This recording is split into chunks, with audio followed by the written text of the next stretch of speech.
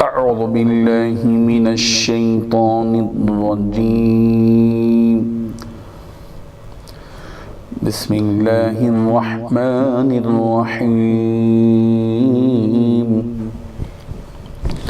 قل يا أهل الكتاب لم تكفرون بآيات الله والله شهيد على ما تعملون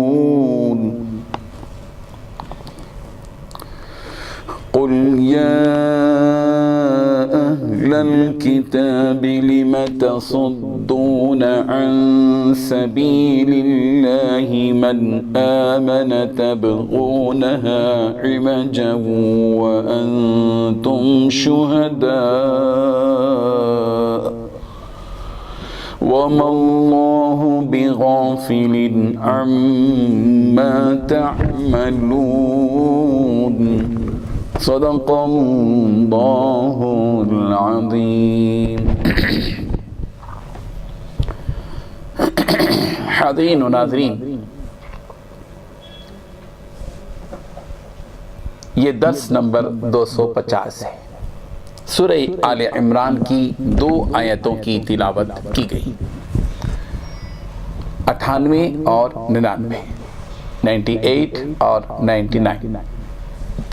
لفظی ترجمہ دیکھیے، قل کہہ دیجئے، یا اہل الکتاب، اے اہل کتاب، لما تکفرون، تم کیوں کفر کرتے ہو، بی آیات اللہ، اللہ کی آیتوں کے ساتھ، واللہ اور اللہ شہید گواہ ہے، علامہ اس بات پر کہ تعملون جو تم کرتے ہو۔ قل کہہ دیجئے، یا اہل الکتاب، اے اہل کتاب، لما تصدون، تم کیوں روکتے ہو، عن سبیل اللہ، اللہ کے راستے سے، من آمنا، اس شخص کو جو ایمان لے آیا، کہ تبغونہا، کہ تم ڈھونڈتے ہو اس میں، عوجا، کجی، وانتم شہداء، اور تم گواہ ہو، وما اللہ، اللہ نہیں ہے، بغافل، غافل، اما اس چیز سے جو تعملون تم کرتے ہو۔ ترجمہ یہ ہے، کہہ دو کہ اے اہل کتاب، اللہ کی آیتوں کا کیوں انکار کرتے ہو، جو کچھ تم کرتے ہو اللہ اس کا گواہ ہے۔ کہہ دو اے اہل کتاب، اللہ کے راستے میں ٹیڑھ پیدا کرنے کی کوشش کر کے ایک مومن کے لیے اس میں کیوں رکاوٹ ڈالتے ہو، جبکہ تم خود حقیقت حال کے گواہ، جو کچھ تم کر رہے ہو اللہ اس سے غافل نہیں ہے۔ بزرگان محترم، یہ 2 آیتیں جن کی تلاوت کی گئی، ترجمہ کیا گیا، اس کے لفظی معنی آپ کے سامنے رکھے گئے۔ اس آیت کا پس منظر، بیک گراؤنڈ، اس کا شار نزول یہ ہے کہ ایک یہودی جس کا نام سماس بن قیس تھا، اس کے دل میں مسلمانوں سے بہت کینہ تھا۔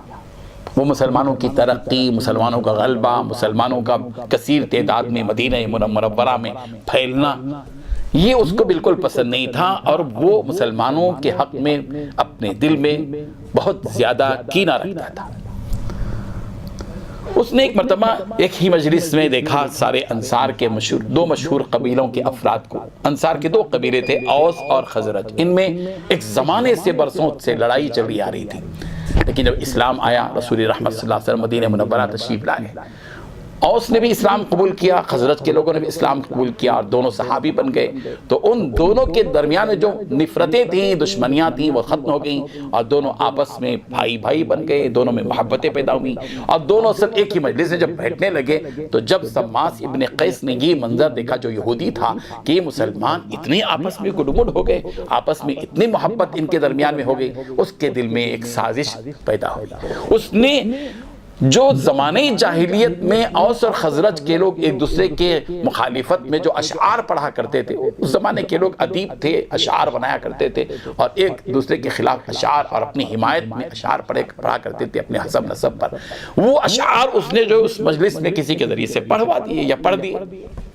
ان اشعار کے پڑھنے کی وجہ سے اوس اور خزرج کے جو دونوں لوگ تھے، جو پرانے قبیلے تھے ان کے درمیان میں موجود ہے کہ صحابہ یہ تھے، ان کے درمیان میں تھوڑی سی لڑائی ہو گئی، تھوڑی سی وہ لوگ بھڑک گئے اور دونوں کے درمیان میں تھوڑی سی کھلبلی مچ گئی۔ نبی کریم صلی اللہ علیہ وسلم کو اطلاع ہوئی، سرکار دو عالم صلی اللہ علیہ وسلم تشریف لائے ان دونوں قبیلوں کے افراد کے پاس اور فرمایا یہ کیا بات ہے کہ میرے جیتے جی تمہارے باہم متفق و متحد ہونے اور مانوس ہونے کے باوجود تم نے یہ جہالت کا کیا کام کر دیا؟ یہ کیا بات ہے؟ کیا تم کفر کی طرف لوٹ کر جانا چاہتے ہو؟ دونوں قبیلے کے افراد چوکنا ہو گئے، متنبہ ہو گئے اور سمجھا کہ یہ شیطانی حرکت تھی۔ چنانچہ اوس و خزرج کے وہ سارے لوگ آپس میں گلے لگ گئے، بہت روئے، اللہ سے توبہ کی۔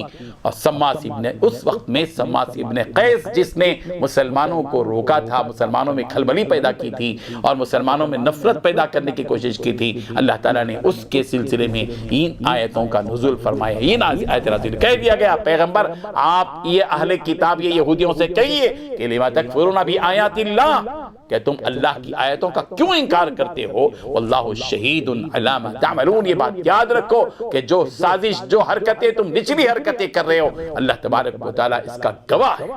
پیغمبر آپ انہیں یہ بھی کہہ دیجئے کہ یا اہل الکتاب، اے یہودیو اہل کتاب، لما تصدون عن سبیل اللہ من آمن، ان لوگوں کو جو ایمان لے آئے ان کو تم اللہ کی راستے سے کیوں روک رہے ہو، اور اس میں تم کجی کیوں تلاش کر رہے ہو؟ وان تم شہداء، جبکہ تم کو اس بات کا پورا علم ہے، تم خود گواہ ہو کہ یہ حق ہے، لیکن اس کے باوجود تم یہ حرکت کیوں کر رہے ہو؟ یاد رکھو وما اللہ بغافل عما تعملون، جو کچھ تم حرکت کر رہے ہو اللہ تبارک و تعالیٰ اس سے غافل نہیں ہے۔ جب غافل نہیں ہے، اس کو معلوم ہے، تو تمہیں تمہارے اس جرم کی سزا دے گا۔ اللہ تبارک و تعالیٰ ہم سب کو اپنے دین پر جمے رہنے کی توفیق عطا فرمائے۔ یہ بات جیسے اوس و خزرج کے ساتھ پیش آئی، عین ممکن ہے کہ ہمارے زمانے میں بھی جو کہ فتنوں کا دور ہے، مختلف قسم کی سازشیں ہمارے دین کے خلاف کی جا سکتی ہیں۔